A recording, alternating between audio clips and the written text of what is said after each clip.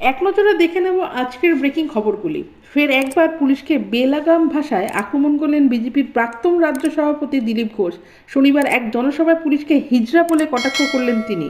সঙ্গে হুঁশিয়ারি দেন, এই চোরেরা জেলে যাবে, তোমাদের অবস্থা তার থেকে খারাপ হবে। দিলীপবাবু বলেন, পুলিশের কাজ কি? আমাদের মিটিং আটকানো, পারমিশন দেবে না, আমরা বললে আমাদের নামে কেস দেবে। এত লোক এসেছে খড়গপুরে, কোনো পারমিশন নিয়েছে টিএমসি? আমরা মেদিনীপুরে পারমিশন নিয়ে মিছিল করেছিলাম, সেখানে কয়েকজনকে নেতা সাজানো হয়েছিল, কেউ পার্থ সেজেছিল, কেউ কেষ্ট সেজেছিল, মুখোশ বানানো হয়েছিল, মমতা ব্যানার্জিরও মুখোশ ছিল। মিটিং শেষের পর আমি বেরিয়ে গেছি, যিনি মমতা সেজেছিলেন আর যিনি জ্যোতিপ্রিয় সেজেছিলেন তাদের পুলিশ থানায় নিয়ে গেছে। আর পরশুদিন নরেন্দ্র মোদী অমিত শাহ সাজিয়ে কোমর দড়ি দিয়ে বেঁধে নিয়ে গেছে, যাদের বিরুদ্ধে একটা কাগজ দেখাতে পারবে কেন কোনো লোক। এরপরই ভাষা সংযম হারিয়ে দিলীপবাবু বলেন, আমি এই হিজড়া পুলিশকে বলতে চাই, নংপুংসক দম আছে, কেস দেয় তৃণমূল নেতাদের বিরুদ্ধে, পারবে না। অন্যদিকে আগামী 20 ডিসেম্বর বকেয়া আদায় নিয়ে প্রধানমন্ত্রী নরেন্দ্র মোদীর সঙ্গে বৈঠক করবেন মুখ্যমন্ত্রী মমতা বন্দ্যোপাধ্যায়। তার আগে রয়েছে ইন্ডিয়া জোটের বৈঠক। সেই উদ্দেশ্যে আজ দিল্লি উড়ে যাচ্ছেন তিনি। তার আগে দমদম বিমানবন্দরে দাঁড়িয়ে ফের বঞ্চনার অভিযোগ তুললে কেন্দ্রকে নিশানা করলেন রাজ্যের মুখ্যমন্ত্রী। একই সঙ্গে সংসদে হামলার ঘটনা নিয়েও মুখ খোলেন তিনি। এ প্রসঙ্গে মুখ্যমন্ত্রী সাফ জানিয়ে দিলেন, বাংলার কোনো যোগ নেই। দিল্লি উড়ে যাওয়ার আগে আজ রবিবার দমদম বিমানবন্দরের সাংবাদিকদের মুখোমুখি হয়ে মুখ্যমন্ত্রী প্রথমেই দিল্লিতে নিজের কর্মসূচি নিয়ে জানান। তিনি জানিয়েছেন, আগামীকাল দলের সংসদদের সঙ্গে বৈঠক করার পাশাপাশি অন্যদের সঙ্গে দেখা করবেন। পরদিন ইন্ডিয়া জোটের সঙ্গে বৈঠকে যোগ দেবেন। আর সবশেষে 20 তারিখে তিনি প্রধানমন্ত্রী নরেন্দ্র মোদীর সঙ্গে দেখা করবেন। বকেয়া প্রসঙ্গে মুখ্যমন্ত্রীর অভিযোগ, 100 দিনের টাকা কাজ, আবাস যোজনার টাকা আটকে রাখা হয়েছে।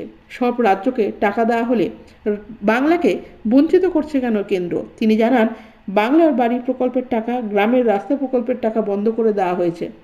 এগুলি কেন্দ্র সরকারের প্রকল্প হওয়া সত্ত্বেও সেই টাকা বন্ধ করে দেওয়া হয়েছে বলে অভিযোগ তোলেন মুখ্যমন্ত্রী। যাব পরের খবরে। মুখ্যমন্ত্রী মমতা বন্দ্যোপাধ্যায় দিল্লি সফরকে কটাক্ষ করে চাঞ্চল্যকর হুঁশিয়ারি দিলেন বিরোধী দলনেতা শুভেন্দু অধিকারী। রবিবার পানিহাটিতে সাংবাদিকের মুখোমুখি হয়ে তিনি বলেন, ফিরে এসে দেখবেন আরেকটা বালু ঢুকে গেছে ভেতরে। রবিবার 4 দিনের দিল্লি সফরে যাচ্ছেন পশ্চিমবঙ্গের মুখ্যমন্ত্রী মমতা বন্দ্যোপাধ্যায়। এর মধ্যে 19 ডিসেম্বর ইন্ডিয়া জোটের বৈঠক যোগ দেবেন তিনি। 20 ডিসেম্বর প্রধানমন্ত্রী নরেন্দ্র মোদীর সঙ্গে মমতা বন্দ্যোপাধ্যায়ের কাছে বৈঠক হবে। রবিবার মুখ্যমন্ত্রী সফর নিয়ে প্রতিক্রিয়া চাইলে শুভেন্দ্রবাবু বলেন, ওতে কিছু হবে না। প্রতিবারই সংসদের অধিবেশনের সময় এপাং ওপাং ঝপাং করতে যায়, ফিরে এসে দেখবেন আরেকটা বালু ঢুকে গেছে ভেতরে। পাশাপাশি কাশ্মীর থেকে 370 ধারা রদ করা হয়েছে। আর 370 ধারা বিলোপ হওয়ার পরে বিতর্ক কিছু কম হয়নি। তবে এবার এ নিয়ে মুখ খুললেন প্রধানমন্ত্রী নরেন্দ্র মোদী। হিন্দি সংবাদপত্র জাগরণকে দেওয়া সাক্ষাৎকারে মুখ খুলেছেন তিনি। সেখানে 370 ধারা বিলোপ প্রসঙ্গে প্রশ্ন করা হয়েছিল তাকে। জাগরণের প্রতিবেদন অনুসারে জানা গেছে, প্রধানমন্ত্রীকে প্রশ্ন করা হয়েছিল, 370 ধারা সুপ্রিম কোর্ট রায় দিয়েছে, এ নিয়ে আপনি কি বলবেন? এই প্রশ্নের উত্তরে প্রধানমন্ত্রী নরেন্দ্র মোদী জানিয়েছেন, সুপ্রিম কোর্ট সম্মতি জানিয়েছে যে একই দেশে দুটি আইন থাকবে না। জম্মু কাশ্মীর ও লাদাখের মানুষের জন্য 370 ধারা বিলোপ হওয়াটা ছিল অত্যন্ত গুরুত্বপূর্ণ। এটা সেখানকার মানুষের উন্নতির জন্য অত্যন্ত গুরুত্বপূর্ণ। দেশ পুরোপুরি বদলে গেছে। আর এখন বেশি পর্যটক যাচ্ছেন সেখানে। বিশ্বের কোনো শক্তি এখন 370 ধারা ফের বহাল করতে পারবে না। দেখব পরের খবর। রাজ্যের বকেয়া চাইতে রাজধানীতে রওনা দিয়েছেন মুখ্যমন্ত্রী মমতা বন্দ্যোপাধ্যায়। প্রধানমন্ত্রীর বৈঠক হবে বুধবার। তার সঙ্গে গিয়েছেন অভিষেক বন্দ্যোপাধ্যায়ও। মুখ্যমন্ত্রীর দিল্লি যাওয়ার মুহূর্তে তাৎপর্যপূর্ণ মন্তব্য করলেন তৃণমূল রাজ্য সম্পাদক কুণাল ঘোষ। রবিবার হুগলি জেলার চুঁচুড়ার এক সভায় কুণাল বলেন, শকুনের চোখে অনেকেই তাকিয়ে রয়েছে তৃণমূল কংগ্রেসের দিকে। তৃণমূলকে যদি দুর্বল করা যায় তবে বাংলা দখল করতে সুবিধা হবে। সে গুড়ে বালি। 2036 সাল পর্যন্ত মুখ্যমন্ত্রী থাকবেন মমতা বন্দ্যোপাধ্যায়, তারপর মুখ্যমন্ত্রী হবেন অভিষেক বন্দ্যোপাধ্যায়। তৃণমূল সরকার থাকবেও চলবেও, নতুন নতুন ছেলেমেয়েদের দলে আনুন। তবে এই নতুন নয়, এর আগেও কুণাল মমতা বন্দ্যোপাধ্যায়ের পরবর্তী মুখ্যমন্ত্রী হিসেবে অভিষেক বন্দ্যোপাধ্যায়ের নাম করেছেন। প্রধানমন্ত্রীর সঙ্গে বৈঠকে মুখ্যমন্ত্রীর সঙ্গে থাকবেন অভিষেক বন্দ্যোপাধ্যায়, তা নিয়ে বিরোধীদের কটাক্ষের মাঝেই এই বার্তা দিলেন তৃণমূল মুখপাত্র। যাব পরের খবরে। বেশ কিছুদিন ধরেই প্রকাশ্যে দলের বিরুদ্ধে মুখ খুলছেন অনুপম হাজরা, তা নিয়ে বিতর্কও জারি। সম্প্রতি কেন্দ্রীয় নিরাপত্তা হারিয়েছেন বিজেপি নেতা। এইসবের মাঝে ফেসবুকে ফের দলের বিরুদ্ধে সরব হলেন অনুপম। এসবের মাঝেই রাজনৈতিক মহলে চর্চা শুরু, ফের তৃণমূলে ফিরবেন না তো অনুপম? ফেসবুকে কি লিখেছেন অনুপম হাজরা? এদিন ফেসবুকে বিজেপি নেতা লেখেন, নিজেদের দলের মধ্যে বছরের পর প্রতিষ্ঠিত চোর এবং দুর্নীতিগ্রস্ত মানুষদের গুরুত্বপূর্ণ পদে বসিয়ে রাখলে আর কয়েকদিন পর তৃণমূলকে চোর বলার জায়গা থাকবে কি আমরা? ক্যাপশনে লেখা আছে, এখন কেউ কেউ আদিক্ষেতা করে বলবেন সোশ্যাল মিডিয়ায় কেন লিখছেন, কারণ পার্টির মধ্যে তো বলার সুযোগ নেই, কারণ রাজ্য বিজেপির কোনো মিটিংয়ে তো ডাকা হয় না, তো বারবার বলা সত্ত্বেও সেটা শোনা হয় না। চোখ রাখবো পরের খবরে। দিন কয়েক আগে আর্টিফিশিয়াল ইন্টেলিজেন্সের রমরমা নিয়ে উদ্বেগ প্রকাশ করেছিলেন প্রধানমন্ত্রী নরেন্দ্র মোদী। বলেছিলেন, এটি সমাজের কাছে যেমন আশীর্বাদ, তেমন সমাজকে ধ্বংস করার হাতিয়ারও। এর অপব্যবহার রুখতে বিশেষ পদক্ষেপের দাবি তোলেন তিনি।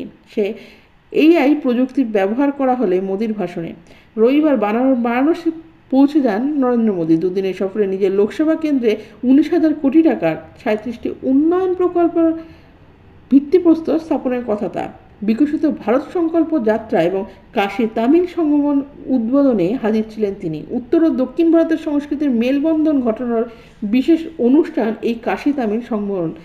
এই উপলক্ষে বারাণসীতে তামিলনাড়ু এবং কাশীর মানুষের নিজেদের সংস্কৃতিকে তুলে ধরবেন। সেই অনুষ্ঠানে ভাষণ রাখতে গিয়ে এআই ব্যবহার করেছেন নরেন্দ্র মোদী। দেখব পরের খবর। পার্শ্ব শিক্ষকদের জন্য সুখবর, রাজ্যের এসএসসি রুলকে মান্যতা।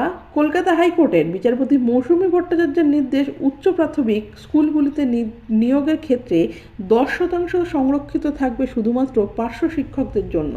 গত 2016 সালে রাজ্য সরকার 10% আসনে পার্শ্ব শিক্ষকদের জন্য সংরক্ষণের সিদ্ধান্ত নেয়। পরের বছর থেকে এই সিদ্ধান্তের বিরোধিতায় মামলা দায়ের করা হয়। 7 বছর পর ওই মামলাতেই রায় দিল কলকাতা হাইকোর্ট। বিচারপতি মৌসুমী ভট্টাচার্য জানান, নিয়োগের ক্ষেত্রে 10% সংরক্ষিত পার্শ্ব শিক্ষকদের জন্য, অর্থাৎ রাজ্যের এসএসসি রুলকেই মান্যতা দিল হাইকোর্ট। উল্লেখ্য, এতদিন 12,906টি পদে চাকরির জন্য কাউন্সিলিং করে এসএসসি।